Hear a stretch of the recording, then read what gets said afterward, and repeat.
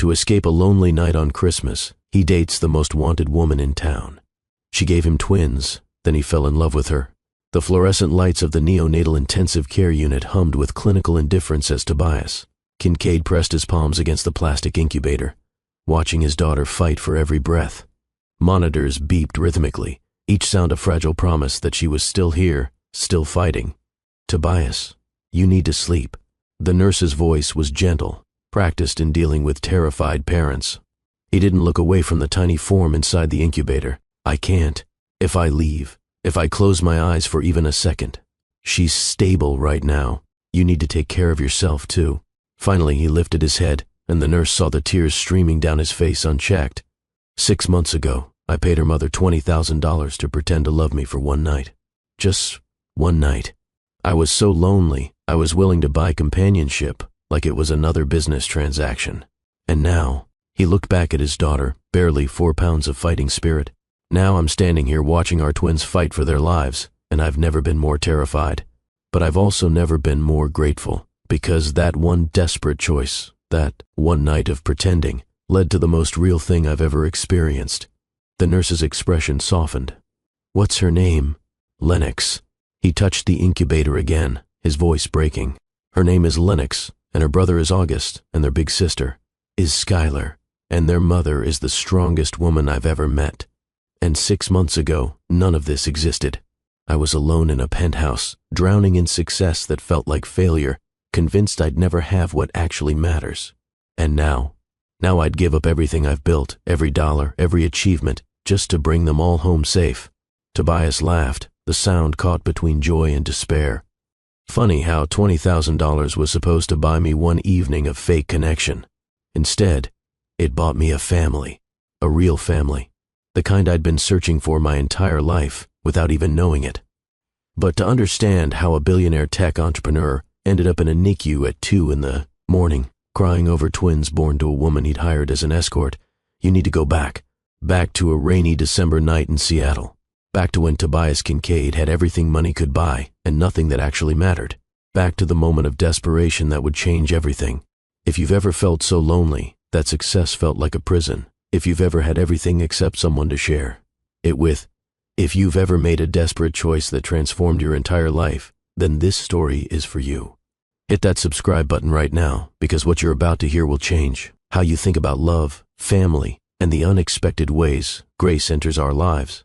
I'm Dr. Phillips, and this is Love and Twilights. Now let me take you back to where it all began, to a lonely man making a crazy decision, and a struggling woman about to say yes to the most dangerous proposition of her life. December rain hammered against the floor-to-ceiling windows of Tobias Kincaid's downtown Seattle penthouse with relentless fury. Each drop seemed to carry the weight of another empty hour, another hollow achievement, another night alone in a space designed for entertaining crowds, but occupied by only one. At 34, Tobias had built what most would call the American dream. Kincaid Analytics, his tech company specializing in data solutions for Fortune 500 corporations, was now valued at over $2 billion. He had a corner office with a view that stretched across Puget Sound to the Olympic Mountains. He had a penthouse that had been featured in Architectural Digest. He had a bank account that could fund small nations. What he didn't have was anyone to share it with. Tobias stood at the window, watching Seattle's holiday lights twinkle through the rain, and felt the familiar tightness in his chest that no amount of success seemed to ease. His phone buzzed on the marble counter behind him. The 15th notification that week, all from the same person. He knew without looking it would be Russell Chen, his business partner and the closest thing to family he had. Finally, he turned and picked up the phone. "The annual investor gala is December 23rd. That's 8 days, Toby. 8 days and everyone's asking about you. You can't skip again. People are starting to talk. They think you're unstable, a recluse.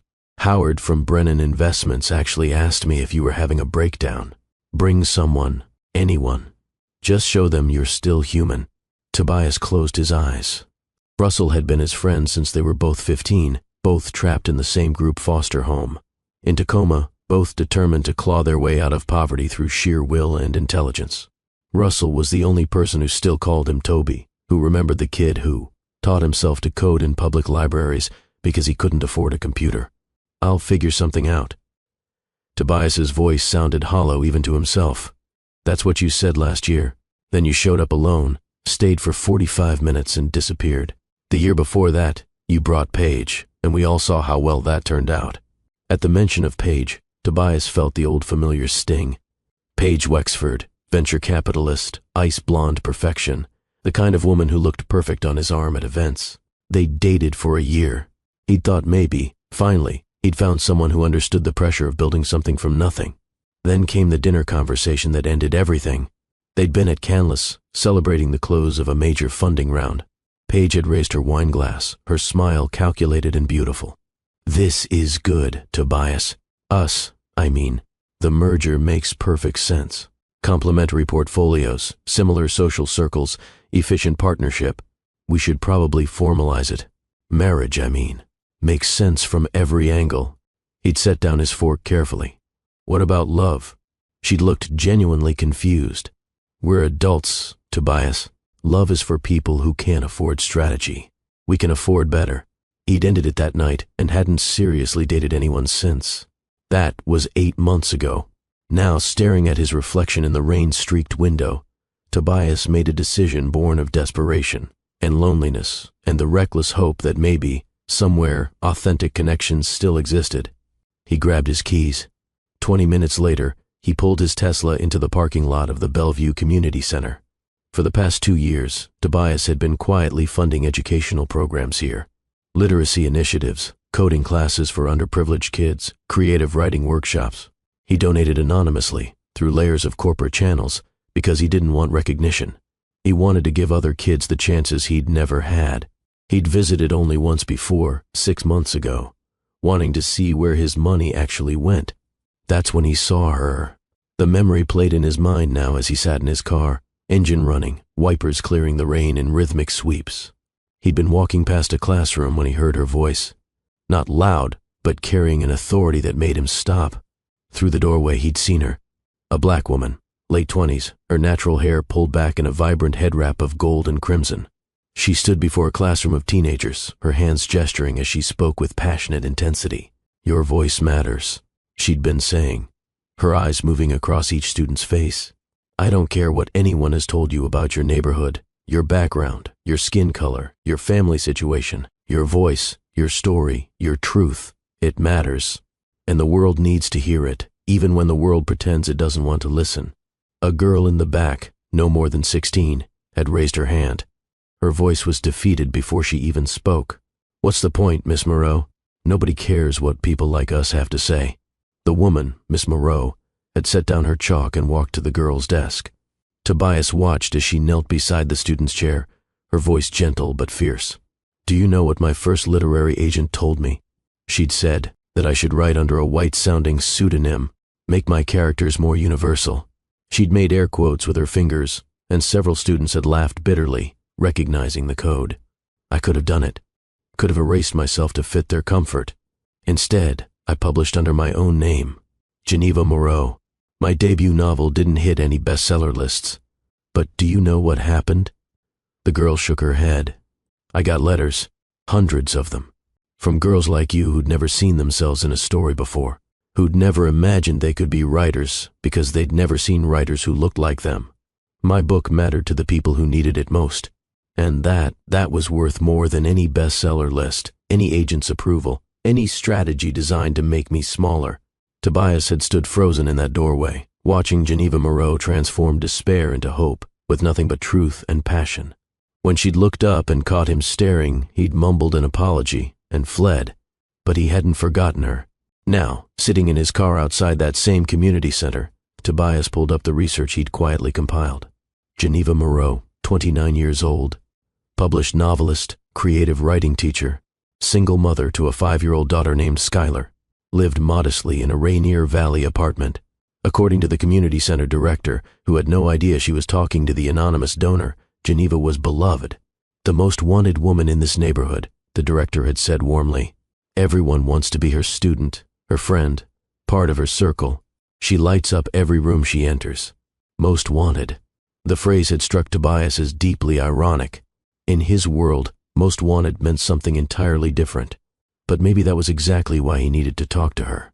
Before he could talk himself out of it, Tobias turned off the engine and walked through the rain into the community center. The hallways smelled like coffee and old books and hope. He could hear the sounds of an after-school program, kids laughing, a piano being played somewhere. He made his way to the classroom where he'd seen Geneva before. She was there, alone now, packing up her teaching materials. She wore jeans and a soft yellow sweater, her hair natural and beautiful, pulled back in a simple ponytail. She was muttering to herself, checking items off a list, and didn't notice him in the doorway. Tobias knocked softly on the doorframe. She looked up, and he saw her expression shift from open to guarded in an instant. Years of experience reading people, he realized. Years of having to protect herself. "Miss Moreau?" He stepped into the classroom, hands visible, posture non-threatening. "I'm Tobias Kincaid. Could I speak with you for a moment?" Her eyes narrowed slightly. "The center's director handles all business inquiries, Mr. Kincaid. You can make an appointment with her office. This isn't exactly business." He moved closer and saw her hand move subtly toward her phone. "Smart woman. It's personal. I have a proposition for you. I'm not interested." Her voice was cool, final. She gathered her bag, preparing to leave. $20,000 for one night. Geneva froze. Slowly, very slowly, she turned back to face him. Her expression was carefully neutral, but he saw the flash of something in her eyes. Not interest, calculation, assessment. "Excuse me?" Tobias felt heat creep up his neck. This was coming out all wrong. "Not God. Not what you're thinking. I need a date. To a Christmas gala. One evening, December 23rd. You'd be saving me from a potentially career-damaging situation, and I'd be helping you with whatever financial needs you have. It's purely professional." She stared at him for a long moment. "Why me?" The question was direct, challenging. Tobias found himself answering with more honesty than he'd planned. "Because you're real." The words came out raw, unpolished. "I've been to 100 of these events with 100 different women, and they all wanted something from me. Connections, status, money, access. But you don't even know who I am, do you?" Geneva studied him, and he could almost see her mind working. "Should I?" For the first time in years, Tobias smiled genuinely. "That's exactly why." She crossed her arms, and he noticed her nails were short, practical, unpainted. "I have a daughter. She's 5. So whatever you think this is, I know." He pulled out a folder from his jacket. "I've done my research. Geneva Moreau, published author of Voices in the Rain, teacher, single mother. Though I promise it's less creepy than it sounds. It sounds incredibly creepy." "Fair point." He set the folder on her desk. "Here's what I'm offering. $20,000, wired to your account on December 24th. In exchange, you attend one gala with me on the 23rd. We tell people we've been dating casually for a few months, met through mutual interest in literacy programs. Close enough to the truth to be believable. You suffer through one evening of boring rich people talking about portfolios and tax shelters. I prove to my investors that I haven't become a complete recluse, and we both walk away better off. No strings, no expectations beyond that one evening." Geneva's hand had moved to her throat, an unconscious gesture. He could see her mind racing, calculating. Why so much? For one evening? Because I'm desperate. The admission cost him, but he owed her honesty. And because I don't want you to feel like you owe me anything beyond showing up. This is a business transaction. You provide a service, pretending to be my girlfriend for one night, and I pay fairly for your time. Nothing about this is fair market value for pretending to date someone." But her voice had lost some of its edge. She was considering it, he realized. Then consider it an investment in the arts. He found himself smiling again, something about her directness disarming his usual careful control. "I read your book, by the way. Voices in the Rain. I've read it twice, actually." Her eyebrows rose. "You read my book?" The scene where Amara tells her mother she's leaving for college. Tobias's voice softened with memory. When she's standing in the doorway of the apartment she grew up in, wanting to run toward her future but feeling guilty for leaving her mother behind. That yearning for home while simultaneously running from it. He met Geneva's eyes. "I grew up in foster care. 7 different homes. That scene, you captured something I've never been able to articulate. That feeling of always being caught between where you came from and where you're going." Geneva's careful mask slipped slightly. He saw surprise, vulnerability, recognition. "I need time to think about this." "Of course." He pulled out a card. My number. The gala is in 8 days. I need an answer by Friday. After he left, Geneva stood alone in her classroom, staring at the card in her hand. Tobias Kincaid. She pulled out her phone, her hands shaking slightly, and Googled the name. Her screen filled with results. Tech billionaire. Youngest self-made entrepreneur in Seattle. Forbes 30 under 30. Famously private. Kincaid Analytics valued at over $2 billion, and he wanted to pay her $20,000 for one evening. Geneva sank into her desk chair and let out a long breath. Her car was making a terrible grinding noise. The mechanic had quoted her $1,800 for repairs. Her landlord had texted that morning about a rent increase starting January 1st, $300 more per month. Skylar's school had sent home another note about appropriate winter clothing, which was polite code for your daughter's coat is too thin and we're concerned. $20,000 would solve all of that and more. But Geneva had learned long ago that nothing came without a cost. Her phone buzzed. Opal, her best friend, and the person who knew all her secrets. Girl, where are you? You were supposed to pick up Skylar 20 minutes ago. I've got her here eating cookies and plotting to move in with me permanently. Geneva jumped up, cursing. On my way. Be there in 10. She drove her protesting Honda through the December rain, her mind spinning. $20,000 for one night, pretending to date a billionaire who claimed he just wanted someone real. It was crazy, dangerous, potentially humiliating. It was also an answer to prayers she'd been too proud to speak aloud. After picking up Skylar, who was indeed covered in cookie crumbs and completely in love with Opal's new kitten, Geneva waited until her daughter was asleep before calling Opal back. Okay. Opal's voice was instantly alert. What's wrong? You had that look when you picked up Skylar.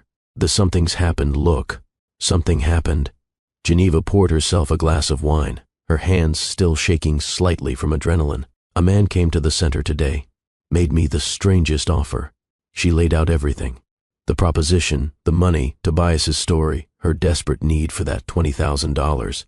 When she finished, Opal was quiet for a long moment. Girl, no, absolutely not. This is how horror movies start. $20,000, Opal. Another pause. Okay, this is how complicated romance novels start. What are you going to do? Geneva walked to her kitchen counter, where bills were stacked in careful piles. Urgent in red, past due in yellow, can wait in green. The red and yellow piles were getting larger. She looked at Skylar's too small coat hanging by the door. At her laptop where her half-finished manuscript sat, untouched for 3 months because she'd been working double shifts just to stay afloat. At the rejection letter from her agent, suggesting she try something more commercial next time. I'm going to say yes. The words came out firm, decided. But I'm going in with my eyes open. One night. Professional. Business transaction. And then I never see Tobias Kincaid again. Famous last words, Opal muttered. Just promise me you'll be careful. Geneva looked at her reflection in the dark window, seeing her mother's eyes, her father's determination. She thought about her father, Army sergeant, killed when she was 12. He'd taught her to assess risks and take calculated chances. This felt like both. I promise, she said. What's the worst that could happen? 3 days later, Geneva sent the text. I'm in, but we need clear boundaries. His response came within minutes. Anything you need. Thank you, Geneva. You're saving my life. She stared at his words and typed back. I hope I'm not ruining mine. Over the next 8 days, Geneva and Tobias coordinated their story through careful text exchanges. She learned he preferred his coffee black, that he'd taught himself to code at 15, that his company had. Revolutionized data analytics, but he felt most proud of a small program teaching coding to foster kids. He learned she wrote late at night after Skylar was asleep, that her favorite student was a girl named Destiny who wanted to be a poet, that she'd grown up in Detroit where her mother Lorraine still lived and worried constantly. Their texts grew longer, more personal. Geneva found herself looking forward to the ping of her phone, to his questions that went deeper than surface details. How did we meet? He'd texted on day 3. Keep it close to truth. Mutual interest in literacy programs. I was guest speaking at an event you attended. You approached me after about my book. What did I say about your book? She'd smiled at her phone. That the scene with Amara and her mother made you cry in a coffee shop. Did I admit to crying? You did, and I found it charming. There was a long pause before his next message. I'm finding this whole thing charming. Is that strange? Geneva had stared at those words for a full minute before responding. Very strange. Let's keep it professional, Mr. Kincaid. Tobias. If we're dating, it should be Tobias. She'd gone to sleep that night with a smile on her face and woken up terrified. This was supposed to be transactional, simple. But nothing about Tobias Kincaid felt simple. On day 5, a package arrived. Large, expensive, with a note in precise handwriting. Something told me midnight blue is your color. If I'm wrong, there's a stylist on call who can fix anything. The gala is black tie, but wear whatever makes you feel powerful. You're already extraordinary. The dress is just decoration. TK. Geneva opened the box with shaking hands and gasped. Silk, the color of twilight, flowing like water. She checked the label and nearly dropped it. This was worth more than 3 months of her rent. She called Tobias immediately. This is too much. It's a costume. His voice was warm, amused. For the role you're playing, consider it a work uniform. Work uniforms come from Target, not wherever this came from. Do you like it? She ran her fingers over the silk. I love it. But that's not the point. That's exactly the point. He paused, and she heard something vulnerable in his voice. I want you to feel beautiful, Geneva. Not because you need the dress, but because I want everyone in that room to see what I see. Someone extraordinary. She should have said something sharp, something to reestablish boundaries. Instead, she found herself whispering, what do you see? Someone who fights for her students, who writes truth even when it's not commercially viable, who raises a daughter alone and makes it look effortless, even though I know it's not. Someone real in a world of performance. He laughed softly. I'm terrified you're going to ruin me for anyone else. Tobias. I know. Professional. Boundaries. He sighed. I haven't been this excited about anything in years. That should probably worry me. After they hung up, Geneva sat holding the dress and admitted to herself what she'd been denying. This wasn't just a transaction anymore. Maybe it never was. The night before the gala, Geneva put Skylar to bed and then stared at herself in the bathroom mirror. The dress hung on her closet door, beautiful and terrifying. Tomorrow night she'd step into a world she didn't belong in on the arm of a man she barely knew, pretending to be someone she wasn't. Mama? Skylar's sleepy voice called from her bedroom. Can you come here? Geneva found her daughter sitting up in bed, clutching her favorite stuffed rabbit. What's wrong, baby? Are you going to marry the nice man? Skylar's eyes were huge, hopeful. Geneva's heart clenched. What nice man, sweetheart? The one you keep texting. The one who made you smile at your phone. Skylar hugged her rabbit tighter. Are you going to marry him and then he'll be my daddy? Oh, baby. Geneva gathered her daughter close. It's not like that. I'm just helping him with something for work. One night, and then everything goes back to normal. But you smile different now, like you did in the picture with my birth daddy, before he left. Geneva pulled back to look at her daughter's face. I smile different? Happy different. Like the smiles go all the way inside, instead of just on your face. Skylar touched Geneva's cheek with small fingers. I like when you smile like that. After Skylar fell back asleep, Geneva pulled out the one photo she'd kept from that brief relationship. Skylar's father, Marcus, smiling at the camera with Geneva in his arms. This had been taken at 4 months pregnant, 2 weeks before he'd sat her down and explained that he wasn't ready for the drama of a baby, that she should handle it however she wanted. But he was out. She'd handled it by working 3 jobs through her pregnancy, by nearly dying from preeclampsia, by spending 3 weeks in the NICU, watching her daughter fight for life, by building a world where Skylar never felt the absence of a father who'd chosen not to stay. And now she was about to spend an evening with another man, pretending, playing a role, getting paid for it. The shame tried to surface, but Geneva pushed it down. This wasn't the same. This was honest in its way, a clear transaction with defined boundaries. Except the boundaries kept blurring with every text, every conversation. Every moment she caught herself excited to see Tobias's name on her phone. Geneva picked up her phone and typed, "Last chance to back out. Tomorrow we do this, or we don't. But I need to know you're sure." His response came immediately. "I've never been more sure of anything. See you tomorrow, Geneva. Thank you for giving me this chance." She stared at his words. Chance for what? She wanted to ask. But she was afraid of the answer. Across the city, Tobias stood at his penthouse window, watching Seattle's lights blur in the rain. Tomorrow night, Geneva Moreau would walk into his world. She'd meet his colleagues, his investors, the people who'd spent years trying to fit him into boxes he didn't belong in. And she'd be herself, real, authentic, completely outside their comprehension. He should feel nervous, should feel the weight of the risk he was taking, bringing someone so genuine into a world built on performance. Instead, he felt alive for the first time in months, maybe years. His phone buzzed with a message from Russell. "Heard you're bringing someone tomorrow. Anyone I know." Tobias smiled as he typed back. "You're about to." December 23rd dawned cold and clear, the rain finally stopping to reveal a Seattle winter morning sharp with promise. Geneva woke early, her stomach a knot of anticipation and dread. She got Skylar ready for school, packed her lunch, braided her hair, all while trying not to think about the evening ahead. At the classroom door, Skylar hugged her extra tight. "You look pretty, Mama."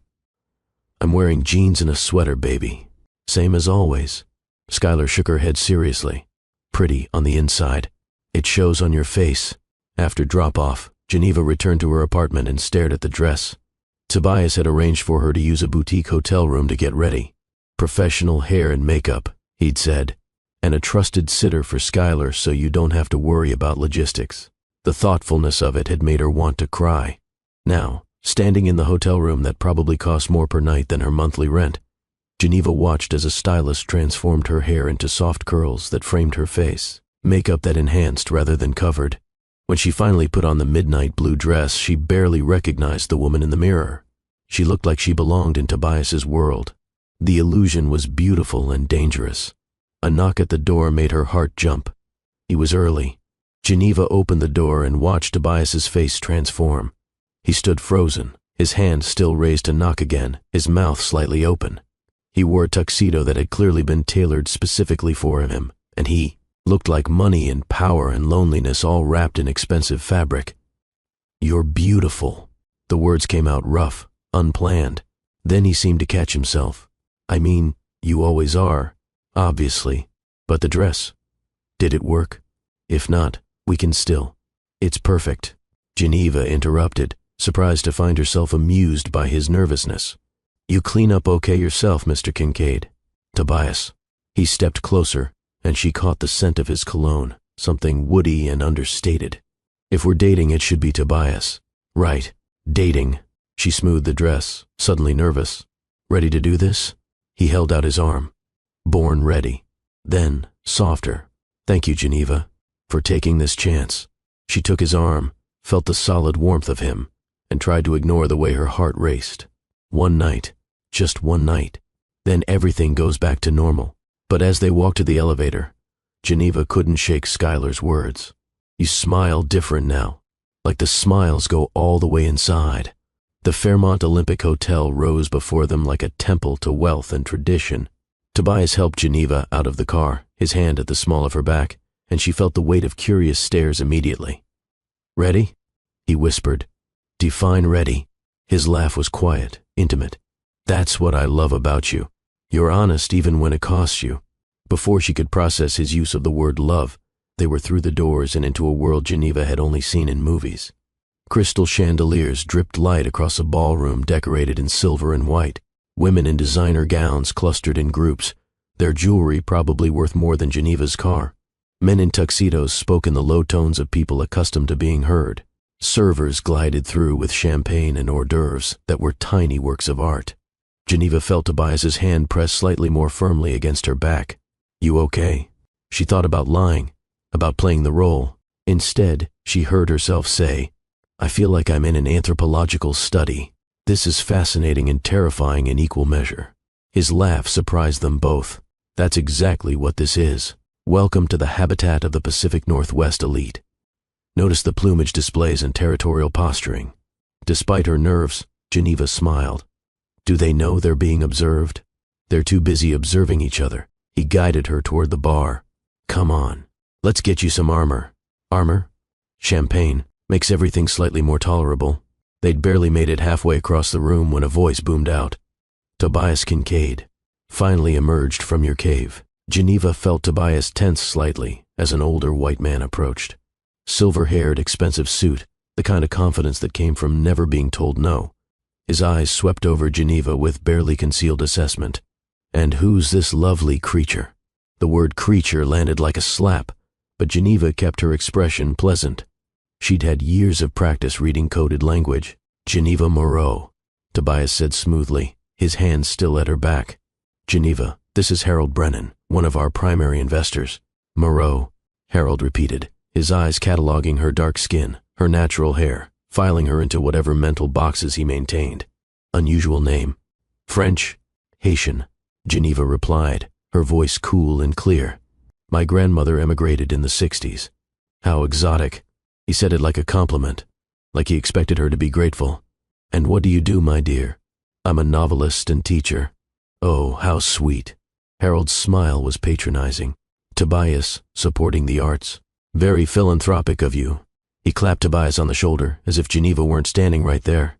Much better optics than that venture capitalist you were seeing. This one's got that authentic, down-to-earth quality investors love to see. Very relatable. Geneva felt rather than saw Tobias tense beside her, his body going rigid with barely suppressed anger. Geneva isn't here for optics, Harold. Tobias's voice carried an edge she hadn't heard before. She's here because we enjoy each other's company. Geneva cut in smoothly, recognizing the danger in Tobias's tone. She'd promised one professional evening. She could handle condescending investors, even if it cost her. Though I appreciate you thinking my entire existence is about Tobias's public image. Very modern of you. Harold blinked, uncertain whether he'd been insulted. If you'll excuse us, Tobias said tightly, already guiding Geneva away. His jaw was clenched, his hand trembling slightly against her back. Once they were out of earshot, he turned to her, anger and admiration warring in his expression. I'm sorry. Harold's a relic, and I should have warned you. It's fine. Geneva accepted a champagne flute from a passing server. I've dealt with worse. It's not fine. Tobias's voice was fierce, low. You shouldn't have to deal with any of it. You shouldn't have to smile through microaggressions and coded language and being treated like an accessory instead of a person. Something in his genuine anger on her behalf softened the knot in Geneva's chest. One evening, remember? I can survive one evening of rich people saying ridiculous things. But as the night progressed, Geneva realized it wasn't just one Harold.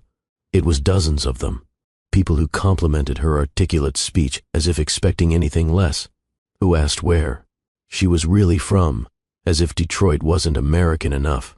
Who expressed surprise at her education, her career, her existence in their space. Through it all, Tobias stayed close, his hand a steady presence at her back, his eyes watchful, and protective in a way that made Geneva's carefully constructed walls start to crack.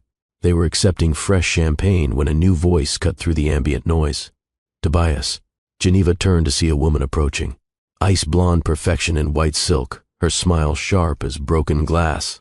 She moved like someone accustomed to being the most beautiful person in any room. Tobias's entire body went rigid. Paige. The ex-girlfriend, Geneva realized. The one who'd treated him like a portfolio asset. I heard you'd emerged from hiding. Paige's eyes swept over Geneva with practiced dismissal. And you brought a guest. Geneva, this is Paige Wexford, Tobias said, his tone carefully neutral. Paige, Geneva Moreau, the author. Recognition lit Paige's eyes, and Geneva knew immediately this wouldn't be pleasant. I read about you. That book about the foster care system? Very earnest. Geneva recognized a power play when she heard one. The word earnest delivered like an insult. Thank you. Earnestness is underrated in literature, so much more authentic than strategy. Tobias's lips twitched with suppressed amusement. Paige's smile sharpened. Tobias, might I steal you for a moment? Business, matter. Anything you need to say can be said in front of Geneva. It's fine, Geneva interjected.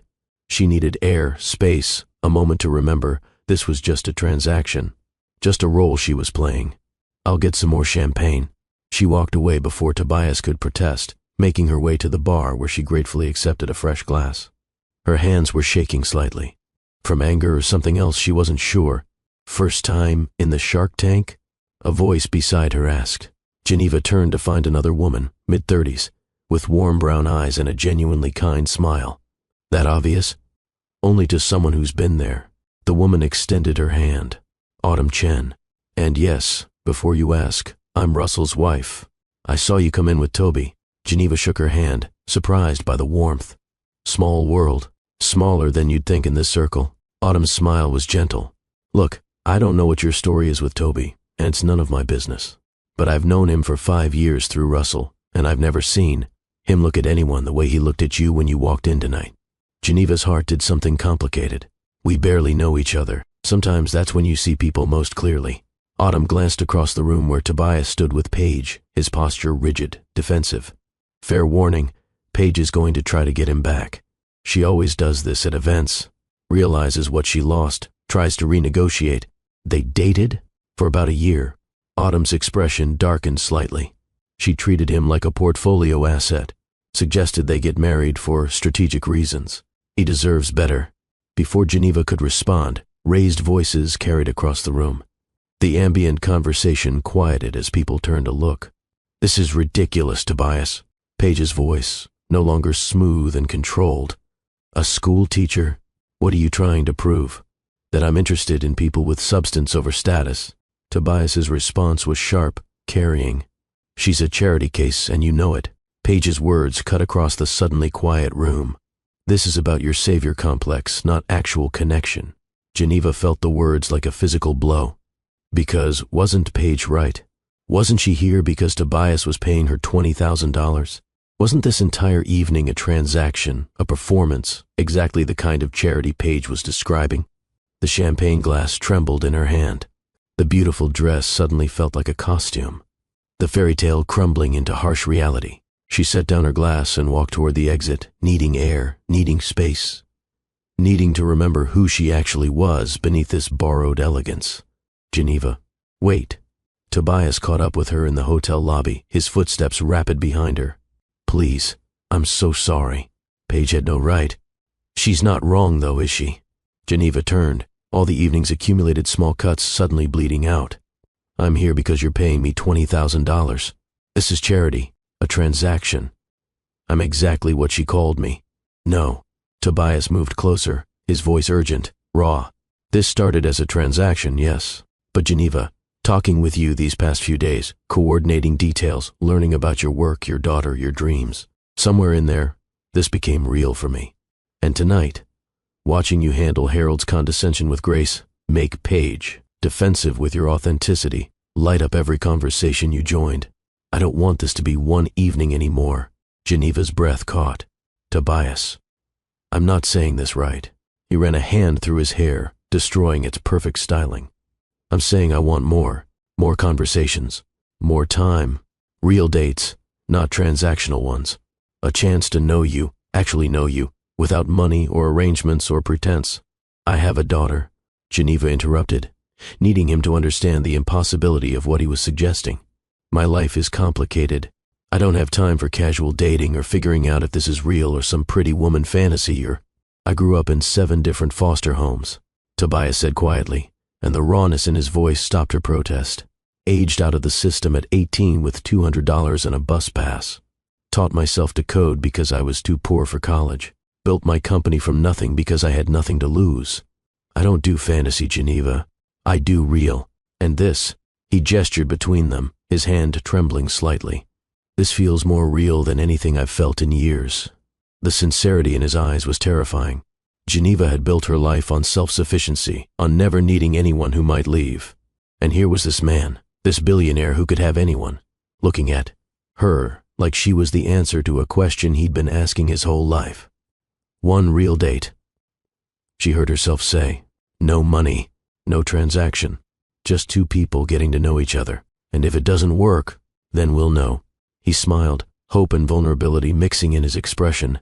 But Geneva, I think it will work. I think we could be extraordinary together. They left the gala after that, neither one wanting to return to the performance. Tobias drove her back to the hotel to change, waited while she returned to jeans and her favorite sweater, and then took her to a late-night Vietnamese restaurant in the Rainier Valley. This is my favorite place, Geneva said as they settled into a booth. How did you know? I asked Opal, Tobias admitted. I may have tracked down your best friend and asked what you actually liked instead of assuming expensive meant better. You talked to Opal? Last week. She threatened to hunt me down and make it look like an accident if I hurt you. I found it terrifying and reassuring in equal measure. Geneva laughed, genuinely laughed, and felt some of the evening's tension dissolve. That sounds like Opal. They ordered pho and spring rolls and talked for 3 hours. About his childhood bouncing between homes, never quite belonging anywhere. About her pregnancy with Skylar, doing it alone, the terror of preeclampsia and watching her daughter fight for life in the NICU. I promised myself I'd never need someone again, Geneva said softly, wrapping her hands around her teacup. That I'd build a life where I was enough, just me and Skylar, where no one could leave because I wasn't depending on them to stay. And now I'm sitting across from a man who's making me question everything I thought I knew about self-sufficiency. She met his eyes. Needing someone still terrifies me, but wanting someone, choosing someone, that feels different. Tobias reached across the table, his hand covering hers. I can't promise I won't mess this up. I've never had a good model for what healthy relationship looks like, but I can promise I'll show up. I'll try. I'll be honest, even when it's hard. That's all anyone can promise. They left the restaurant as dawn started painting the sky pink and gold. Tobias drove Geneva back to her apartment, walked her to her door like a teenager on a first date. Thank you, he said softly. For tonight. For giving this a chance. Thank you for seeing me. Geneva surprised herself by reaching up to touch his face. Not the version I perform for the world. The real me. The real you is extraordinary. He kissed her then, gentle and tentative and full of promise. When they pulled apart, both were smiling. One real date became 2. Then 5. Then too many to count. Tobias showed up at Skylar's kindergarten concert, sitting in the back, in his business suit, completely out of place among the casual parents. When Skylar spotted him and waved excitedly, Geneva watched his face transform with genuine joy. And when Skylar sang her solo, off-key and enthusiastic, Geneva saw tears streaming down Tobias's face. You're crying, she whispered, amazed. I never had anyone come to my school things, he whispered back, not bothering to wipe his eyes. This is... He couldn't finish the sentence, but Geneva understood.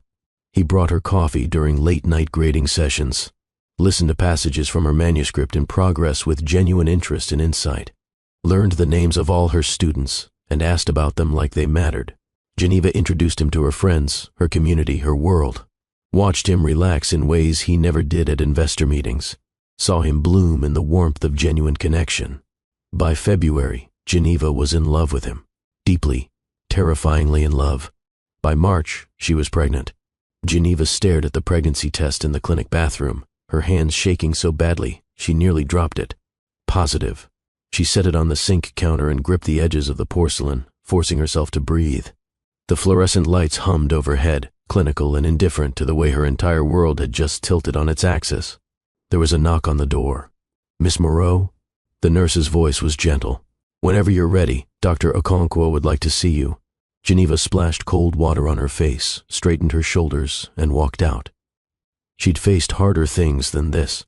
Single motherhood, preeclampsia, 3 weeks in the NICU, watching Skylar fight for every breath. She could handle this. Except this time, there were 2 babies. Dr. Okonkwo smiled warmly as Geneva sat down in her office. Congratulations. Based on the ultrasound, you're about 8 weeks along with fraternal twins. Everything looks healthy so far, but given your history with Skylar's pregnancy, we'll want to monitor you very closely. Twins. The word felt foreign in Geneva's mouth. I know it's overwhelming. The doctor's expression was kind. Do you have support? A partner? Geneva thought about Tobias. They'd been dating for 4 months. 4 months of coffee dates and late-night conversations and slowly learning to trust. 4 months of him showing up consistently, meeting Skylar, becoming part of their lives in ways that terrified Geneva with their permanence. 4 months, and now she was pregnant with his twins. Yes, Geneva heard herself say, I have support. But as she drove home from the clinic, her ancient Honda making terrible grinding, noises that she'd been ignoring for weeks, Geneva wasn't sure of anything. Her phone sat in the cup holder, Tobias's name at the top of her recent contacts. She should call him. Had to call him. Instead, she drove to Opal's house. Opal took one look at Geneva's face and pulled her inside. What happened? Geneva collapsed onto Opal's couch and started crying. Not delicate tears, but great heaving sobs that came from somewhere deep and terrified. I'm pregnant. She finally managed. With twins.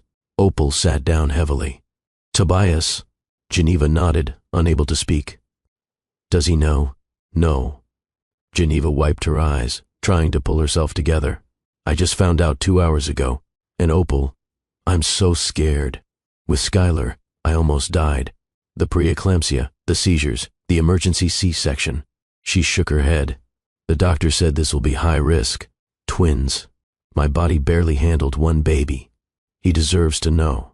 Opal said gently, taking Geneva's hand. General, I know you're scared. But Tobias isn't Marcus. He's shown up for you consistently, for months now. This is different. Geneva pulled her hand away, standing up to pace. This is 2 babies, Opal. My life is about to become exponentially more complicated, and we haven't even said I love you yet. We're still figuring out what this relationship even is. Have you said it? That you love him? Geneva stopped pacing. No. I was waiting for the right moment, for certainty that this was real. Girl. Opal stood up, putting her hands on Geneva's shoulders. The man showed up to a 5-year-old's talent show and cried when she sang off-key. He learned to braid Skylar's hair from YouTube videos. He brings you coffee at midnight when you're grading papers. It's real. But what if it's not real enough for this? Geneva gestured to her still flat stomach. What if this is too much? Too fast? What if he leaves? What if he stays? The question hung between them. Geneva thought about Tobias's face when Skylar had asked if he could be her daddy. The careful way he'd knelt down to her level and said, I'd like that very much, if it's okay with your mom and you. The tears in his eyes when Skylar had thrown her arms around his neck. I have to tell him, Geneva said finally. Tonight. He's supposed to come over for dinner. Want me to keep Skylar for the night? Give you 2 privacy? Geneva nodded, grateful. Thank you. That evening, Geneva picked up Skylar from school and drove her to Opal, explaining that Mama needed to have an important talk with Tobias. Skylar, blessedly, was more excited about a sleepover with Auntie Opal than curious about the adult conversation. Back at her apartment, Geneva tried to cook, gave up, and ordered Thai food instead. Tried to figure out what to say. Failed at that too. Paced her small living room until she'd worn a path in the carpet. When Tobias knocked at 7, she nearly jumped out of her skin. He stood in her doorway, holding flowers, his smile warm and genuine. These are for you. Then, seeing her face, his expression shifted to concern. What's wrong? Come in. We need to talk. Geneva watched the smile fade from his face, replaced by something that looked like fear. Those words, we need to talk, never preceded anything good. He set the flowers on her counter and turned to face her. Okay, I'm listening. Geneva had prepared a speech, something calm and rational that laid out the facts without emotion. But when she opened her mouth, what came out was, I'm pregnant. Tobias went very still. Pregnant. With twins. The words tumbled out now, unstoppable. I found out today. I'm 8 weeks along. And I'm terrified, Tobias, because when I was pregnant with Skylar, I developed preeclampsia. I almost died. She had to be delivered at 32 weeks by emergency C-section. She spent 3 weeks in the NICU. Geneva's voice cracked. This will be high risk. 2 babies. And I completely understand if this is too much, too fast. If you want to walk away now before. Tobias crossed the room in 3 strides and pulled her into his arms, cutting off her spiraling words. His heart was pounding against her ear, his breathing uneven. Breathe. He whispered against her hair. Geneva, breathe. You're not alone in this. She was shaking, she realized. Full body tremors that she couldn't control. This is too much. 2 babies. My life is about to become complete chaos. Then we'll be chaotic together. He pulled back enough to cup her face, forcing her to meet his eyes. I meant what I said all those weeks ago.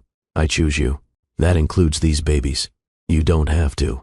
This isn't what you signed up for when you asked me to that gala. I know I don't have to. His thumbs wiped away her tears. I want to. Geneva, I want family. Real family. The kind I never had growing up. You, Skylar, and now 2 more little humans to love. That's not a burden. That's a gift. We barely know each other. We've been dating 4 months. I know that you write best between midnight and 2 a.m., that you cry at student poetry slams, that you drink your coffee with too much cream and not enough sugar, that you're terrified of disappointing your mother, that you sing off key in the shower and don't care who hears." He smiled through his own tears. "I know the important things. The rest we'll figure out together. I'm scared." The admission cost her everything. "Me too." Tobias rested his forehead against hers. "I'm terrified I'll mess this up, that I won't know how to be a good father because I never had one, that I'll fail you when you need me most. But Geneva, I'd rather try and fail than walk away and wonder what we could have been." She kissed him then, tasting salt and promise and desperate hope. They spent the evening talking logistics. Geneva's doctor appointments, the high-risk specialist she'd need to see, the financial realities of twins. Tobias listened to everything, asked questions, took notes in his phone like he was preparing for a business meeting. "Move in with me," he said finally. Geneva's head snapped up. "What?" "You and Skylar. Move into my place." He held up a hand before she could protest. "Hear me out. My penthouse has 3 bedrooms. We can convert my office into a nursery. You'd have access to better medical care downtown. And Geneva, if this pregnancy is going to be high risk, I want to be there. Not across town, not a phone call away. There, that's too much. Is it, or is it practical?" He leaned forward, earnest. "I'm not asking you to marry me. Not yet. I'm asking you to let me help, to let us do this together from the start." Geneva thought about her tiny 1-bedroom apartment, about the stairs she'd have to navigate pregnant with twins, about being alone if something went wrong. "Okay," she heard herself say, "but separate bedrooms. We're not rushing into playing house just because I'm pregnant. Whatever you need." His relief was visible. "We'll take this at whatever pace feels right." 2 weeks later, Geneva and Skylar moved into Tobias's penthouse. It was surreal, going from her cramped apartment to a space with actual room to breathe. Skylar was ecstatic about her own bedroom, about the view of the city, about Tobias teaching her to make pancakes on Saturday mornings. Geneva tried to maintain boundaries, tried to remember this was temporary, practical, not a fairy tale. But it was hard when Tobias would come home from work and immediately ask about her day, about her doctor's appointment, about whether the babies were moving yet. It was hard when he'd rub her feet while she graded papers, or read passages from parenting books with the same intensity he applied to business reports, or talked to her growing belly like the babies could already hear him. "I love you," he said one night, casual as commenting on the weather. They were on the couch, Geneva's feet in his lap, a nature documentary playing that neither was watching. She'd been dozing, exhausted from the first trimester fatigue that made everything feel like wading through honey. "What?" She sat up, suddenly very awake. Tobias met her eyes, steady and sure. "I love you. I've been in love with you since that first real date when you took me to your student's poetry slam and cried over Destiny's poem about her grandmother. I know we agreed to take this slow, and I'm not asking you to say it back. But I needed you to know. I choose you, Geneva. Every day. The babies are a gift, but you're the reason I'm here." Geneva's throat tightened with emotion. "I love you too. I've been terrified to say it, terrified to need you this much, but I do. I love you." He kissed her then, gentle and reverent, his hand on her stomach where their children grew. That night, Geneva moved her things into his bedroom, not because she had to, but because she wanted to, because pretending they weren't building a life together had become harder than admitting the truth. The pregnancy progressed. Geneva's belly swelled with 2 growing lives. At 16 weeks, they found out they were having a boy and a girl. Tobias had cried at the ultrasound, watching the grainy images of their children on the screen. "What should we name them?" he asked that night, his hand on her belly, feeling them move. Geneva had been thinking about this. August, for the boy, because that's when everything changed for us, and Lennox for the girl. It means with many elm trees, strength and shelter. August and Lennox. Tobias tested the names. Perfect. But at 20 weeks, Geneva's blood pressure started creeping up. Not dangerously high yet, but trending wrong. Her doctor increased monitoring to weekly appointments. "It's probably nothing," Dr. Okonkwo said, but her expression was concerned. "But given your history, we're not taking chances." Tobias rearranged his entire schedule to attend every appointment. Geneva tried to tell him it wasn't necessary, but he'd just take her hand and say, "Yes, it is." By 24 weeks, Geneva was on modified bed rest. No work, minimal activity, constant monitoring. Tobias hired help for the household tasks, but insisted on being hands-on himself. Geneva woke one morning to find him watching YouTube videos on how to cornrow hair. "What are you doing?" she asked, amused despite her anxiety. "Learning." He gestured to the screen where a woman demonstrated intricate braiding techniques. "Skylar's hair needs to be done, and you're supposed to be resting. So I'm learning." It took him 3 attempts and 2 hours, but he managed to cornrow Skylar's hair into something resembling the tutorial. It wasn't perfect, but Skylar was delighted, running to show Geneva with pride. "Tobias did this, Mama, all by himself." Geneva felt tears prick her eyes as she looked at this man who was learning to braid hair, who read parenting books at 2 a.m., who talked to her belly about his hopes and fears for their children. This man who'd started as a desperate stranger willing to pay for connection had become her partner, her love, her home. "I'm going to marry you someday," she said that night as they lay in bed, his hand on her stomach feeling the twins move. "Someday soon, I hope." He kissed her temple. "But right now, let's focus on bringing these 2 humans safely into the world." At 28 weeks, Geneva's blood pressure spiked dangerously. She was admitted to the hospital, transferred to the high-risk maternal unit. The doctors talked about magnesium drips and steroid shots to develop the baby's lungs in case of early delivery. Tobias barely left her side. He slept in the uncomfortable hospital chair, worked from his laptop between. Her monitoring sessions coordinated Skylar's care through Russell and Autumn. "I'm scared," Geneva admitted one night, watching the monitors track her blood pressure, the baby's heartbeats. "I know." Tobias took her hand. "Me too. But we're going to get through this. All of us. What if something happens to me?" The question she'd been too terrified to ask. What if it's like Skylar's birth? What if "You're going to be fine." But his voice shook slightly. "You have to be fine, Geneva. I just found you. I just found us. You don't get to leave me now. Promise me." She gripped his hand. "If something happens, if they have to choose, you choose the babies. Don't ask me to make that choice. Tobias." "No." He stood up, his voice fierce. "I choose all of you. That's not negotiable. You, August, Lennox. All of you come home, or I will burn this hospital down trying to make it happen." Despite everything, Geneva smiled. Very romantic, threatening arson. "I'm serious." He sat back down, gentler now. "We're a package deal. I don't accept any other outcome." The next 2 weeks were the longest of Geneva's life.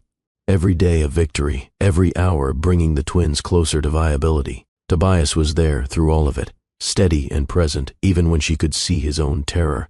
At 30 weeks, Geneva woke at 3 a.m. to sharp pain and the terrifying sensation of something wrong.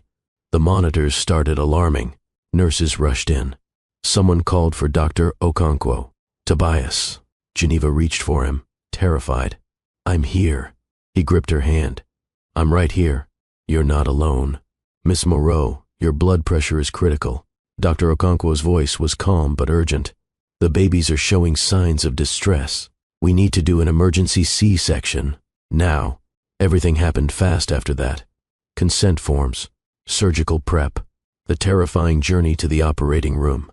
Tobias in surgical scrubs, his eyes the only thing Geneva could focus on above his mask. "I love you," she said as they prepped her for surgery. "Tell Skylar I love her. You'll tell her yourself." Tobias kissed her forehead. "Come back to me, all 3 of you." The anesthesiologist administered the spinal block. Geneva felt the strange numbness spreading through her lower body, heard the surgical team coordinating, felt Tobias's hand gripping hers like a lifeline. "You're doing great," the anesthesiologist said. "You'll feel some pressure, but no pain." Then, impossibly, a cry. Thin and reedy but fierce. "Baby A," someone announced. "Girl. Time of birth, 3:42 a.m. Another cry joined the first, this one even more indignant. "Baby B boy. 3:43 a.m. Tobias was crying, Geneva realized. Tears streaming down his face as he looked at something beyond her field of vision. "They're here," he whispered. "Geneva, our babies are here." But Geneva couldn't see them. The surgical drape blocked her view. She heard the NICU team working, heard the faint cries of her children but couldn't hold them. What's happening? Her voice sounded far away. Why can't I hold them? They're very small. Dr. Okonkwo's voice filtered through the fog. 3 pounds 15 ounces and 4 pounds 2 ounces. The NICU team needs to stabilize them. Tobias. Geneva gripped his hand. Go with them. Don't leave them alone. I don't want to leave you. Please. I need to know they're okay. She watched him torn between her and their children. Finally, he kissed her forehead. I'll be right back. I promise. Then he was gone, and Geneva was alone with the surgical team closing her incision, and she'd never felt more empty and full at the same time. The next hours were a blur of recovery room and pain medication and desperate need to see her babies. Finally, they wheeled her to the NICU. Nothing could have prepared her for the sight of August and Lennox in their incubators. So small, so fragile, covered in wires and tubes, their tiny chests rising and falling with mechanical assistance. Tobias sat between the 2 incubators, one hand in each opening, touching babies too small for his large hands. He looked up when Geneva's wheelchair arrived, and she saw the tracks of tears on his face. They're beautiful. His voice broke. Terrifying and perfect and so beautiful. Geneva wheeled closer, her incisions screaming protest, and looked at her children. August with his eyes squeezed shut, his little fists clenched. Lennox slightly bigger, her face screwed up in what looked like indignation at this early arrival. Can I hold them? The NICU nurse smiled gently. Not quite yet, but you can do kangaroo care. Skin to skin. It helps with bonding and regulation. They helped Geneva into a special chair and carefully, so carefully, placed Lennox on her bare chest. The baby was impossibly light, impossibly small, but warm and alive and hers. Geneva started crying then. Great heaving sobs of relief and terror and overwhelming love. Tobias knelt beside her chair, his hand on Lennox's tiny back, and cried with her. Welcome to the world, Geneva whispered to her daughter. We've been waiting for you. The NICU days stretched into weeks. August and Lennox fighting for every milestone, learning to breathe on their own, tolerating feeds through feeding tubes, gaining precious ounces. Tobias refused to leave the hospital. He set up camp between their 2 stations, sleeping in chairs, learning to change. Impossibly small diapers, singing off-key lullabies to plastic incubators. Russell and Autumn brought Skylar to visit through the NICU windows. She pressed her hands against the glass and waved at her siblings. They're so little, she said, awed. Are they really mine? Really ours? Tobias corrected, and Geneva watched her daughter beam. On day 5, August pulled out his breathing tube himself and started breathing room air. The nurses called it a milestone. Tobias called it his son, being stubborn like his mother. On day 9, Lennox tolerated her first full bottle. Tiny amounts, but progress. On day 12, Lennox had a breathing crisis. Alarms screaming, nurses rushing, Geneva and Tobias helpless as they watched their daughter fight. I can't do this. Geneva collapsed against Tobias afterward, when Lennox had stabilized. I can't watch her struggle like this. I can't. Yes, you can. He held her tight. We can. She's a fighter, Geneva, just like her mother. On day 18, both babies were stable enough for discharge. The nurses gave Geneva and Tobias pages of instructions that felt overwhelming. How to monitor breathing, when to worry, follow-up appointments. Ready to take your babies home? The discharge nurse asked. Geneva looked at Tobias, at these tiny humans they'd made, at the family they'd become. No, but let's do it anyway. Russell and Autumn met them at the penthouse with Skylar. The look on their daughter's face when she saw her siblings for the first time outside the NICU was worth everything they'd been through. Can I hold one? Skylar whispered, awed. They showed her how to sit properly, how to support August's head. Geneva watched her daughter cradle her brother with fierce gentleness, and fell in love all over again with the family they were building. That first night home was chaos. Twin infants meant tag team feeding every 2 hours. Tobias would take August while Geneva handled Lennox. Then they'd switch. No sleep, just an endless cycle of bottles and diapers and trying to remember which baby had eaten when. At 3 a.m., Geneva found Tobias in the nursery, holding a fussy Lennox and singing softly. You're off key, she said from the doorway. She doesn't seem to mind. He looked up, exhausted and happy. Can you believe they're ours? That we get to keep them? Geneva moved into the nursery, into the family they'd created. I can't believe any of this. 6 months ago, you paid me $20,000 to pretend to be your girlfriend. Best money I ever spent. And now, here we are. 2 babies, 1 5-year-old, no sleep, and covered in various bodily fluids. Living the dream. Tobias smiled. Though I'm pretty sure this isn't what anyone imagines when they think about romance. I don't know. Geneva took Lennox, began the familiar rhythm of trying to soothe. I think this is exactly what love looks like. Showing up at 3 a.m., singing off-key, choosing each other even when it's hard, especially when it's hard.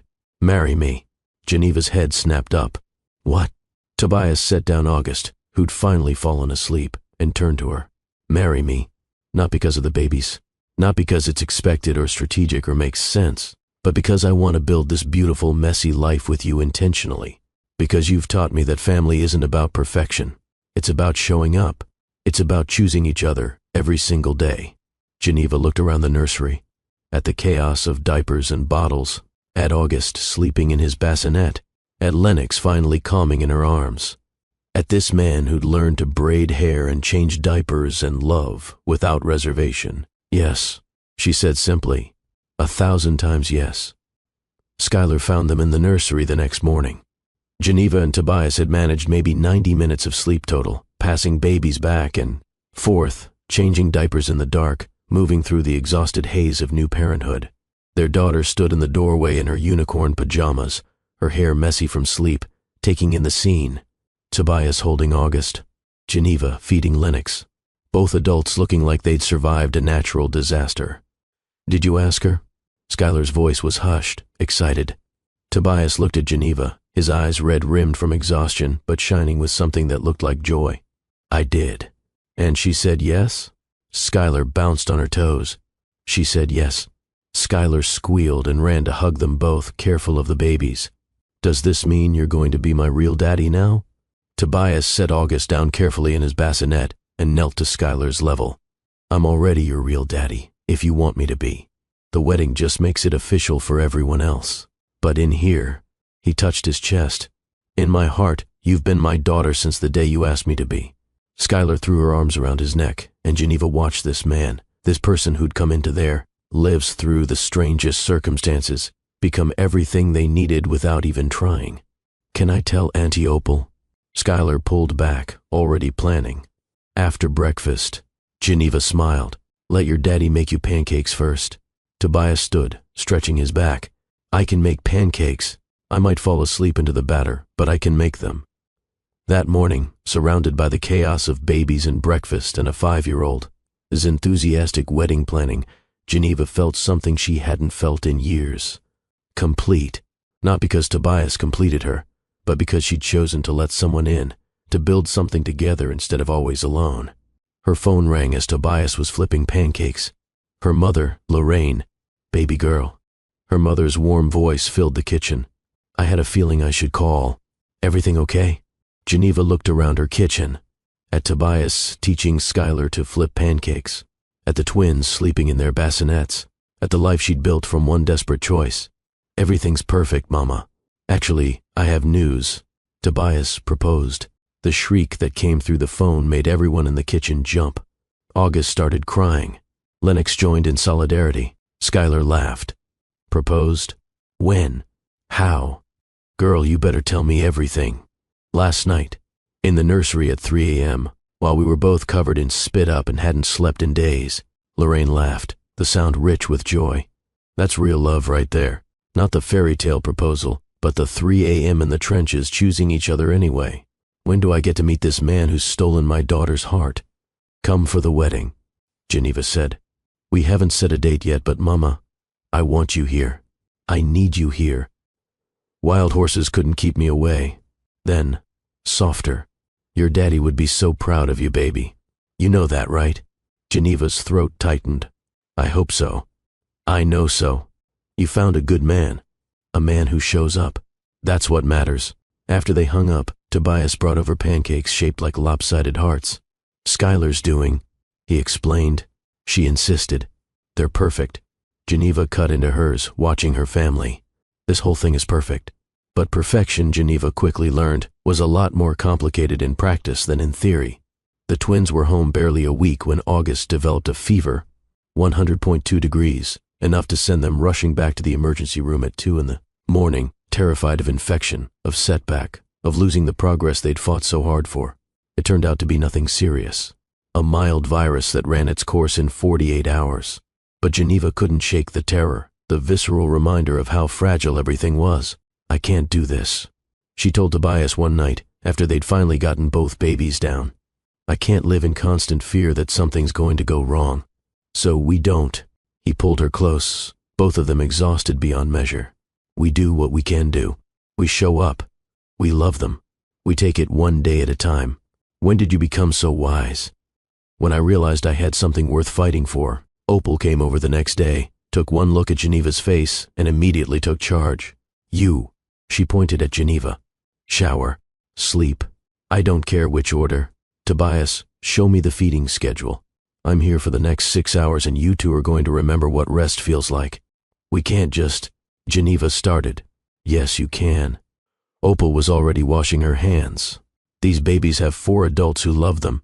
Let the village help, Geneva. That's what we're here for." Geneva slept for 4 hours straight.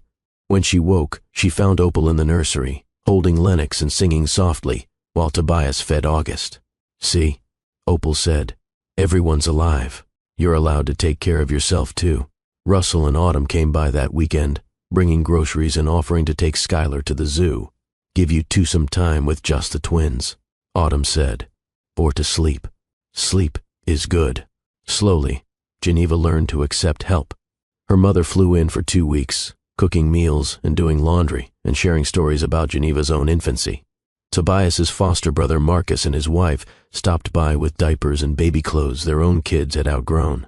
"It takes a village," Lorraine said one evening, watching Geneva nurse Lennox while Tobias walked a fussy August around the living room. "You don't have to do everything alone, baby girl. That's not strength. Strength is knowing when to let people in." Geneva looked at her mother, at Tobias, at the family they were building from pieces of broken pasts and desperate hopes. "I'm learning, Mama." "Good. Because these babies need a mother who knows her own worth, who knows she deserves support and love and partnership." Lorraine touched Geneva's cheek gently. "You've spent so long being strong alone. Now you get to be strong together. That's the gift." The twins hit their 6-month milestone in early fall. August was rolling over and laughing at everything. Lennox was more serious, studying the world with intense focus before breaking into smiles that could light up rooms. Skylar had started 1st grade and came home every day with drawings for her baby siblings. She'd taken to her role as big sister with fierce dedication, helping with bottles and singing to them when they cried. "We should set a wedding date," Tobias said one evening. They were on the couch, both twins asleep, Skylar in bed, stealing a rare moment of quiet. "When are you thinking?" Geneva considered. "The twins will be more stable by then. Walking maybe. Skylar will be on winter break. And," she smiled, "it feels right. Coming full circle. We met at Christmas. We should marry at Christmas. Christmas it is." Tobias pulled her closer. "Where do you want to do this? Country club? Hotel? I can rent out." Geneva cut him off. "The community center, where we met, where you first saw me teaching. That's where I want to do this." He was quiet for a moment. "You're sure? I can give you anything, Geneva. Any venue you want." "I know." She turned to look at him. "But I don't want expensive and impressive. I want meaningful. I want to marry you in the place where our story actually started, surrounded by the people who've known me, supported me, believed in me. Your world will be there too, but on my terms. In my space." Tobias kissed her forehead. "Have I mentioned lately that I love you? Not in the last hour. Unacceptable. I love you. I love your strength and your stubbornness and the way you refuse to be anything other than exactly who you are, even when who I am is exhausted and covered in baby spit. Especially then." They started planning. Small and intimate, they agreed. Family and close friends. No performance, no pretense. Just truth. But word spread. When Tobias mentioned it to Russell, who mentioned it to their business circle, suddenly people were asking for invitations. When Geneva told her students, they asked if they could come. The small, intimate wedding grew. "We could do 2 things," Tobias suggested one night, looking at the guest list that had ballooned to over 100 people. Small private ceremony, just us and our closest people. Then a reception where we invite everyone else. That way, we get both, the intimacy and the community. Geneva considered. I like that. But Tobias, at the reception, I want to do something different. Different how? I want to make it about more than us. She pulled out her laptop, showing him ideas she'd been compiling. A celebration of authentic love, of people choosing truth over pretense. I want to invite women who've been hurt, who've had to pretend, who've felt like they weren't enough. I want our wedding to be a statement. A statement about what? About real love. About choosing yourself first so you can choose someone else genuinely. About building family from broken pieces. About, she struggled to articulate, about everything we've learned. That love doesn't require perfection. That vulnerability is strength. That the most unlikely beginnings can lead to the most beautiful endings. Tobias stared at her. You want to turn our wedding into a movement. I want our wedding to matter. Beyond just us. Is that crazy? That's why I love you. He pulled her close. Nothing about you is conventional, and I wouldn't want it any other way. Let's do it. Let's make our wedding mean something. They spent the next months planning. Geneva reached out through the community center to women in difficult situations. Single mothers, abuse survivors, women rebuilding their lives. The invitation was open. Come celebrate authentic love. Come see that you deserve real partnership. Come believe that your story isn't over. The response overwhelmed them. Messages from women across Seattle, stories of betrayal and survival. Thank you for this, one woman wrote. I've spent 3 years thinking I wasn't worthy of real love after my ex left. Your story gives me hope. Tobias threw himself into the foundation they were building. The Moreau-Kincaid Foundation, they decided to call it, supporting single parents pursuing education and creative careers, providing resources Geneva wished she'd had when Skylar was born.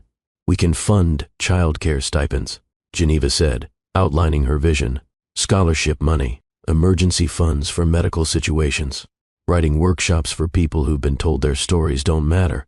Tobias added his own ideas, mentorship programs, connecting people who've made it through with people currently struggling, job placement assistance, coding boot camps for career changers. Together, they built something bigger than either could have created alone. The twins turned 1 in September. August was walking, getting into everything, laughing his way through life. Lennox was more cautious, taking her time, studying each step before committing. Both were healthy, thriving, past the terrifying fragility of their early days. Skylar was 7 now, reading at a 5th grade level, writing poetry that made Geneva cry. She'd recently asked if she could call Tobias Dad instead of Tobias. Of course, Tobias had said, his voice thick with emotion. I'd be honored. So now she ran around introducing Tobias as her dad, and Geneva watched her daughter's world expand with security and love. Geneva's second novel was published that fall, written in stolen moments during nap times, late nights after the babies were asleep, early mornings before anyone else woke. It was about modern motherhood, about complicated love, about building family from unexpected pieces. The dedication read simply, for Tobias, who taught me that love doesn't require perfection, just presence. It didn't hit any bestseller lists, but it reached the people who needed it. Geneva got letters from single mothers, from women in complicated relationships, from people trying to figure out what real love looked like. Your book saved me. One woman wrote, I was in a relationship that looked perfect but felt empty. Your story gave me courage to choose authenticity over appearance. This is what matters. Geneva told Tobias, showing him the letters. Not the sales numbers or reviews. This, reaching people who need to hear that they're not alone. December arrived with its characteristic Seattle rain. The wedding was 3 weeks away. Geneva stood in the community center's main hall, which would be transformed into their ceremony space, and felt the weight of everything they were creating. Are you nervous? Opal asked, helping her review seating arrangements. Terrified, Geneva admitted. Not about marrying Tobias, about, she gestured around. All of this, what if it doesn't work? What if the message gets lost? What if it changes someone's life? Opal interrupted gently. What if one woman who's been feeling broken sees you and Tobias and remembers her worth? What if one person chooses authenticity over pretense because of your example? Geneva, You're not responsible for fixing everyone. You're just sharing your truth. That's enough. The night before the wedding, Geneva's mother helped her write her vows. They sat in Geneva's old apartment, which she'd kept as her writing space, as an anchor to remember where she'd come from. "What do you want to say to him?" Lorraine asked. Geneva thought about Tobias, about the desperate man who'd appeared in her classroom with an impossible proposition, about the partner who'd held her hand through high-risk pregnancy, about the father who learned to braid hair and change diapers and love without reservation. "I want to say thank you," she started, "for seeing me when I was invisible, for choosing me when I felt unchosen, for showing up every single day, even when it was hard." "Then say that." Lorraine smiled. "Love isn't about pretty words, baby. It's about truth." Geneva wrote late into the night. Not a perfect speech, but an honest one, about fear and risk and the unexpected ways grace enters our lives. Across town, Tobias was writing his own vows with Russell's help. "What do I say?" Tobias stared at the blank page. "How do I articulate that she saved my life without making it sound like she's responsible for my happiness?" "You say exactly that," Russell replied. "You say she taught you it was possible to be seen, to be chosen, to build family from nothing. You say the truth, brother. That's all vows are. Truth spoken in front of witnesses." Tobias wrote about loneliness and desperation, about a woman in a classroom who'd made him believe in authentic connection, about becoming a father to 3 children who'd taught him what love actually meant. The wedding day dawned clear and cold, winter sunlight streaming through bare trees. The community center had been transformed, not with expensive flowers or elaborate decorations, but with photos. Pictures from Geneva and Tobias's journey, their first real date, Skylar's kindergarten concert, the twins in the NICU, family dinners, late-night feeding sessions, the beautiful mess of building a life together. Every image told a story, not of perfection, but of presence, of showing up, of choosing each other daily. Geneva got ready in the community center's classroom, the same room where Tobias had first proposed his crazy arrangement. Opal and Lorraine helped her into her dress, simple white silk, elegant without being ostentatious, her natural hair styled in elegant curls, minimal makeup. She looked like herself, just elevated. "You ready for this?" Opal asked, adjusting Geneva's veil. "I've never been more ready for anything." Skylar burst into the room in her flower girl dress, a vision in pale blue. "Mama, everyone's here. So many people. And Dad's crying already." "He's crying?" Geneva smiled. "The ceremony hasn't even started. He saw August and Lennox in their outfits and lost it." Skylar giggled. "It's really cute, actually." Geneva's heart swelled. That was Tobias, crying at kindergarten concerts and baby outfits and genuine moments of love. The ceremony was held in the community center's main hall, now filled with chairs and people in anticipation. The guest list was deliberately diverse. Tobias's business associates sitting next to Geneva's students, wealthy investors next to single mothers from the foundation, Russell and Autumn holding the twins who were dressed in matching outfits and making everyone around them smile. As Geneva walked down the aisle, she saw Tobias at the altar. He was indeed crying, not even trying to hide it. When their eyes met, he mouthed, "You're beautiful." She mouthed back, "You're crying, always." He smiled through his tears. The officiant, the community center director who'd unknowingly brought them together, smiled warmly. "We are gathered here today, not just to witness a wedding, but to celebrate a truth. That love, real love, doesn't always arrive in expected packages. Sometimes it comes disguised as desperation, as unlikely propositions, as willing risks taken in moments of loneliness. Geneva and Tobias have asked me to share their story with you, not because it's perfect, but because it's real. And in that realness, they've found something extraordinary." The director told their story. The gala arrangement, the pretense that became real, the pregnancy that terrified and transformed them, the twins who arrived too early and fought their way into the world, the family built from broken pieces and brave choices. Before we hear from Geneva and Tobias themselves, they've asked for something unusual. They want to invite anyone here who has a story of transformation to share, who has overcome betrayal or fear or the belief that they weren't worthy of real love. This is a safe space, a community of witnesses who understand that the path to love is rarely straight. For a moment, no one moved. Then a woman stood in the back. Geneva recognized her from the foundation, a single mother named Destiny who'd left an abusive relationship and was rebuilding her life. "My name is Destiny." Her voice shook but strengthened as she spoke. 2 years ago, I believed the man who told me I was worthless, that no one else would ever want me, that I should be grateful for his attention, even when it came with fists. She paused, gathering courage. "Today I'm here with my daughter, free and healing, because someone believed me when I said I deserved better. Because Geneva created a space where women like me could get help. Because this couple right here," she gestured to the altar, "they showed me that real love builds up instead of tearing down." Another woman stood, then another, stories of leaving, of healing, of learning to choose themselves. Some from Geneva's students, some from the foundation, some from Tobias's foster care advocacy work. If you've been loving this story, take a moment right now to hit that like button and subscribe to Love and Twilights with Dr. Phillips, because these are the stories that matter. The real ones, the messy ones, the ones that remind us we're not alone. Drop a comment telling me about a time someone showed you what real love looks like.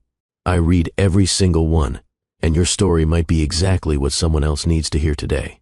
After the testimonies, it was time for vows. Geneva went first, her hands shaking slightly as she held her handwritten words. "Tobias," she began, her voice carrying across the silent room. "A year ago, you appeared in my classroom and made me the strangest offer I'd ever received. $20,000 to pretend to love you for one night. I should have said no, should have walked away from the crazy billionaire with the desperate proposition." Laughter rippled through the crowd. "But something in your eyes stopped me. Loneliness that mirrored my own. A yearning for authentic connection in a world built on performance. So I said yes. And that yes changed everything." Geneva looked up from her notes, meeting Tobias's tear-filled eyes. "You didn't just pay me to attend a gala. You showed me it was possible to be vulnerable again, to trust again, to believe that partnership could mean multiplying strength instead of revealing weakness. You met my daughter and didn't run. You learned to braid hair from YouTube. You held my hand through a terrifying pregnancy and stood beside 2 incubators, choosing all of us when you could have chosen ease." Her voice cracked with emotion. "You taught me that love isn't about perfect beginnings. It's about daily choices, choosing to show up at 3 a.m., choosing to stay when it's hard, choosing family, intentionally, every single day. So today, I choose you, not because I need you to be complete, but because I want you as my partner in building this beautiful, messy life. I promise to be honest when it's hard, to ask for help when I need it, to build our foundation on truth, not pretense, to teach our children that love is a verb, not just a feeling. I choose you, Tobias Kincaid. Today, and every day after, there wasn't a dry eye in the room. Tobias wiped his face with his sleeve, not caring about appearances, and began his own vows. "Geneva." His voice was thick with emotion. "I came to your classroom a year ago thinking I was hiring someone to fill a void for one evening, thinking money could buy me what I actually needed, which was to feel less alone. I was wrong about so many things." He smiled through his tears. "Money can't buy authentic connection. Success without someone to share it with is just decorated loneliness. And you weren't filling a void. You were teaching me I didn't have to have voids in the first place. That family could be chosen and built and created from the most unlikely beginnings." Tobias looked at Skylar, at the twins in Russell's arms, at Geneva standing before him. "You gave me Skylar, who calls me dad and makes me want to be worthy of that title every single day. You gave me August and Lennox, who terrified me with their fragility and taught me that love means showing up even when you're scared. But most of all, you gave me you. Your strength and your stubbornness and your refusal to be anything other than exactly who you are." His voice dropped, intimate despite the crowd. "I grew up in 7 foster homes, always waiting for people to change their minds about me, always believing I wasn't worth staying for. You taught me different. You taught me that showing up is what matters. That presence is the greatest gift. That family isn't about biology or perfection, but about choosing each other through the chaos. So, I choose you, Geneva Moreau. I promise to keep showing up, even when it's hard, especially when it's hard. I promise to honor your strength while offering my support, to parent with intention, to build our foundation on honesty about our messy beginnings. I promise to teach our children that real love doesn't require perfection, just presence, just truth, just daily choosing. He reached for her hands. You took a desperate man's crazy proposition and turned it into a family, into purpose, into the most real thing I've ever experienced. And I promise to spend every day worthy of that gift. I love you. I choose you. Today and always. The officiant wiped her own eyes. By the power vested in me, and in front of these witnesses who've shared their own stories of transformation, I now pronounce you husband and wife. Tobias, kiss your bride. The kiss was long and genuine, earning cheers and applause from everyone gathered. When they pulled apart, both were laughing and crying at once. I present to you, Mr. and Mrs. Kincaid, the officiant announced. Actually, Geneva said, her voice carrying, Moreau Kincaid. We're both keeping our names and joining them, because this isn't about one person absorbed into the other. It's about partnership. More cheers. Tobias grinned. I love you, Mrs. Moreau Kincaid. I love you too, Mr. Moreau Kincaid. They walked back down the aisle together, husband and wife, partners in every sense. Schuyler threw flower petals enthusiastically. August started crying, which set off Lennox. The whole thing was beautifully chaotic. The reception was held in the same space, transformed with simple elegance. Round tables instead of formal seating. Food from Geneva's favorite local restaurants instead of expensive catering. A DJ playing everything from classical to hip-hop. But the centerpiece was a video montage Geneva and Tobias had created. Their journey told through photos and brief interviews. Opal talking about the phone call when Geneva had told her about the proposition. Russell describing Tobias's transformation from isolated entrepreneur to devoted father. Lorraine's tears as she talked about watching her daughter learn to trust again. And at the end, a message that appeared on screen. Love doesn't require perfection. Just presence. Just truth. Just daily choosing. If you've been hurt, if you've felt broken, if you've believed you weren't worthy, this is your reminder. You are. You deserve love that builds up instead of tearing down. You deserve partnership that multiplies strength. You deserve authenticity over pretense. Choose yourself first, then choose someone who chooses you back. The dance floor opened not to a traditional first dance, but to an invitation. Everyone was encouraged to dance however they wanted. To celebrate authenticity, to shed pretense. Geneva watched wealthy investors dancing beside single mothers, her students teaching Tobias's business partners the latest moves. Age and class and background dissolving in shared joy. This is what I wanted, she told Tobias as they danced. Not perfection, this. Real people celebrating real love. You did it. He spun her gently. You turned our wedding into a movement. We did it, she corrected. Partners, remember? As the evening progressed, people approached them with stories. A woman who'd left her emotionally abusive husband. A man who'd finally came out to his conservative family. A teenager who'd been contemplating suicide but decided to keep fighting after hearing their story. You saved my life, the teenager said simply. I thought I'd never find people who understood. But your story, it gave me hope. Geneva hugged him, crying openly. You saved your own life by choosing to stay. We just reminded you that you matter. After he walked away, Tobias pulled Geneva close. Do you realize what you've done? What we've done? What? Changed the narrative. Showed people that love can come from the most unlikely places. That broken beginnings can lead to beautiful endings. That vulnerability is strength, not weakness. We couldn't have done it separately. Geneva rested her head on his shoulder. Only together. The evening wound down with toasts. Russell stood first, his voice carrying across the room. I've known Toby since we were both 15, both stuck in the same group home, both determined to claw our way out of poverty through sheer stubborn will. He paused, emotion thick in his voice. I've watched him build an empire, become one of the most successful entrepreneurs in Seattle. But I've never seen him truly happy until Geneva. Russell looked at Geneva with genuine affection. You taught my brother that success isn't measured in dollars or valuations. It's measured in love given and received, in family built from choice, in daily showing up. Thank you for seeing him, for choosing him, for building this beautiful chaos with him. He raised his glass. To Geneva and Tobias. May your love continue transforming everyone it touches. Opal went next, her toast full of laughter and tears. When Geneva called me about the proposition, I told her it was how horror movies start. She paused for effect. I was wrong. It's how fairy tales start.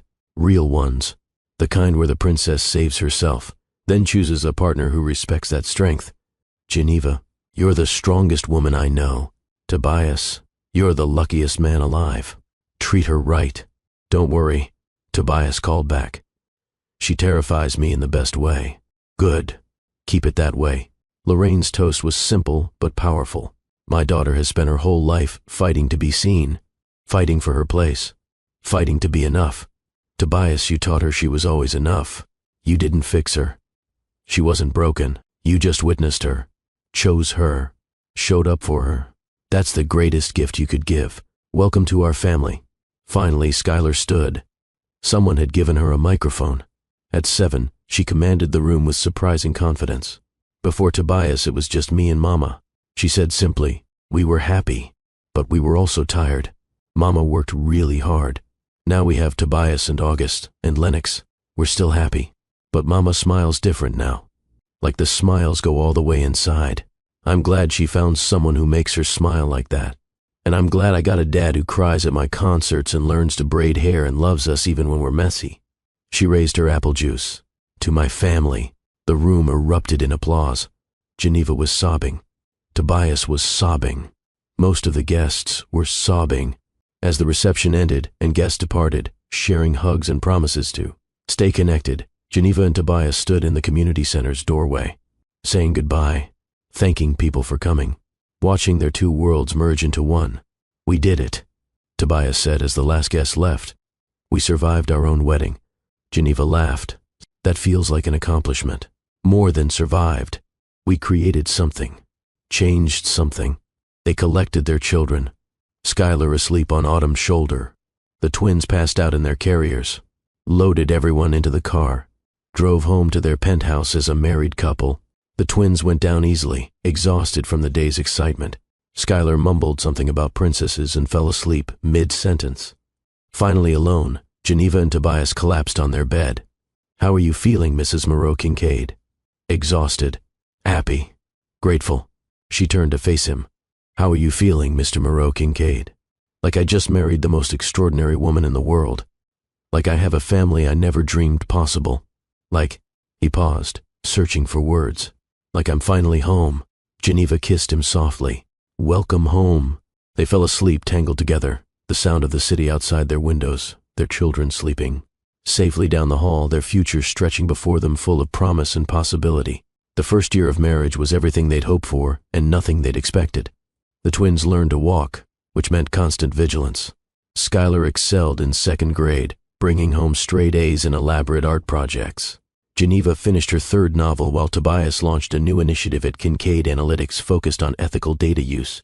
They fought sometimes, about division of labor, about whose turn it was to handle the 3 a.m. wake-up, about money and how much help to accept, and whether they should get a nanny or keep tag-teaming childcare themselves. But they fought fair, with honesty and respect, and the understanding that they were on the same team.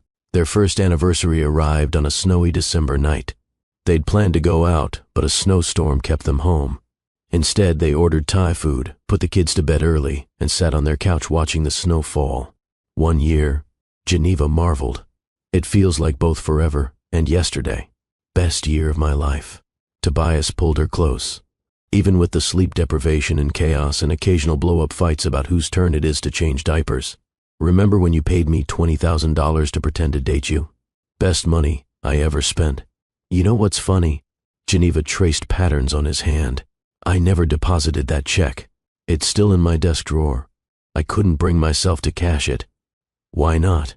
Because the moment I fell in love with you, it stopped being a transaction. Cashing that check would have felt like, she struggled to articulate, like reducing something real to something bought. Tobias was quiet for a moment. I fell in love with you that first night, at the gala, watching you handle ignorance with grace, seeing you refuse to shrink yourself to fit their expectations. I knew then, but you didn't say anything. I was terrified. You'd think it was just the arrangement, that I was confusing performance with reality. He laughed softly. Turns out I wasn't confused at all. A cry came from the nursery. Geneva and Tobias looked at each other. Rock, Paper, scissors, she suggested. 5 years later, the Moreau-Kincaid family had settled into a rhythm. The twins were in kindergarten, energetic and curious and completely different from each other. August was all enthusiasm and chaos, making friends everywhere he went. Lennox was quieter, thoughtful, with a fierce protective streak for her brother.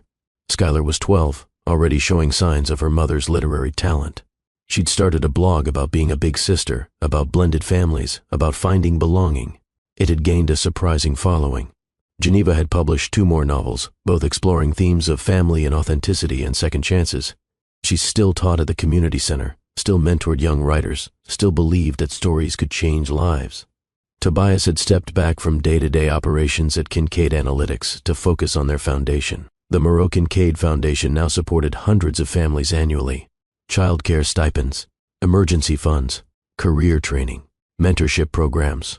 But more than the numbers, it was the stories. The single mother who finished her nursing degree, the abuse survivor who started her own business, the foster kid who got a full ride to college. Each success felt personal. Each life changed, mattered. On a rainy Saturday morning, Geneva found Tobias in his home office, surrounded by grant applications and impact reports. "You know what today is?" she asked from the doorway. He looked up, confused. "Saturday. 6 years ago today, you walked into my classroom and made me the strangest proposition I'd ever received." Tobias set down his papers. "Has it really been 6 years? 6 years since you paid me to pretend to love you. 3 years since we got married." Geneva moved into the office, into his space. "Our whole life together started with a lie. Best lie I ever told." He pulled her onto his lap. "Though technically I never lied. I said I needed someone real. I got the most real person I've ever met. Do you ever wonder what would have happened if I'd said no every day?" He rested his forehead against hers.